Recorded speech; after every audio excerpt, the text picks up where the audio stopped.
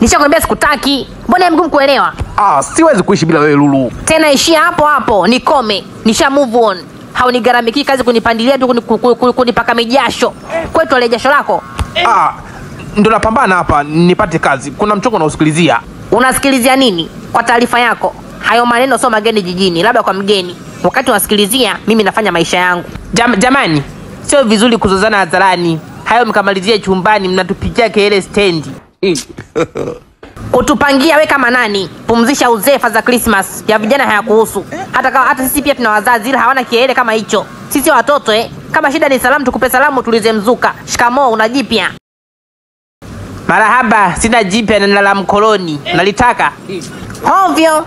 Hujakamilika meno unamtambia nani? Wewe uliyekamilika meno subiri kwanza nitakupa sunu uliomba. Nataka niongee kwanza na mpaka jasho wako. Kijana, yani mtu aliyetoa kwenye mbavu zetu, anaongea mbovu na yupo hapo hata kumlamba kofi umeshindwa. Kasha kupaka matusi kwa mgongo wa ndoo maana mgongo atupo ungemchelewesha. Wajua nimekuangalia muda. Nimekuja ugundoa wewe ni hopeless. Kichwani kwako humo ni hopeless. Yaani humo huna chochote. Kama hujalogo wewe kutongoza ujui. Ndio maana unaangania pa urahisi. Kama ndo anakupunyua bikira. Fanya kazi, kujifanya msingi kiuno utaishia hospitalini kutibu ngono ya utumbo. Mapenzi atakunyongesha mbo wewe. Kutupigia kitu kelele stand. Narudi kwako. Parachuti ya magonjwa. Unakumbuka uliomba jipya ni ya kwamba na mkoloni. Ndio naanza kama ifuatavyo sasa. Hadi pumzisha uzefa za Christmas ya vijana hayakuhusu. Hata sisi tuna wazazi choni kile hawana kielele kama chako. Kwanza koma kulita mzee. Sikumzalisha bibi yako wakati anamzaa mama yako. Pili, mna wazazi lakini sio mimi. Mimi ningekuwa baba yako wewe ningekubadilisha na high heels nikampa mama yako afae.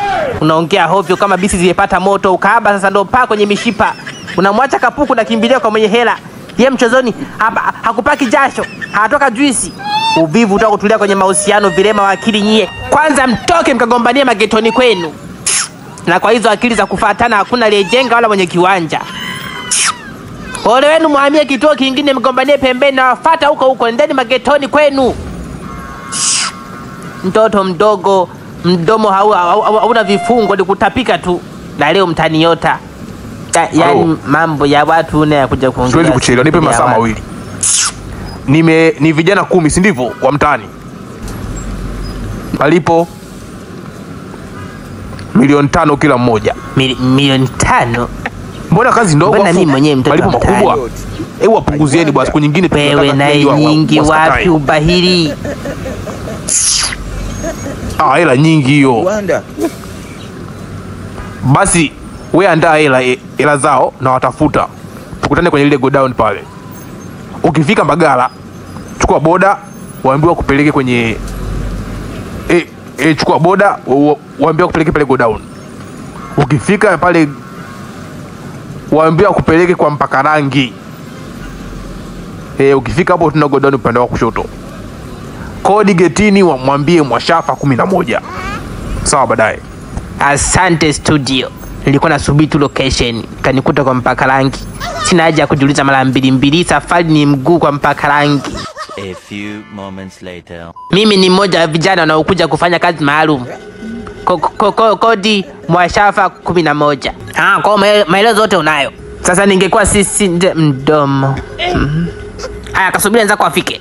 A few moments later. I say, yaani ni ngumu kwa kweli yaani kwa sababu ni pesa. Nimekuja kujulia ni hapa ni I say. Kwani ni kazi gani? Mimi nilienda chooni.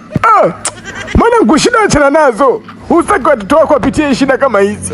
Mimi sijai kupaka mafuta leo ndo naanza kisa milioni 5. Najuta ila national natorokaje huku. Nimekuja kujulia hapa. Yaani kupakwaje yani mnanichanganya. Kwani umekuja kufanya nini? Kuchukua hela. Uchukue hela bure za babako. Ndio kupaka mafuta wala rekodi watumia wazungu. Nimekuja kujulia hapa mimi mwenyewe najuta. Natorokaje? Unasemaje?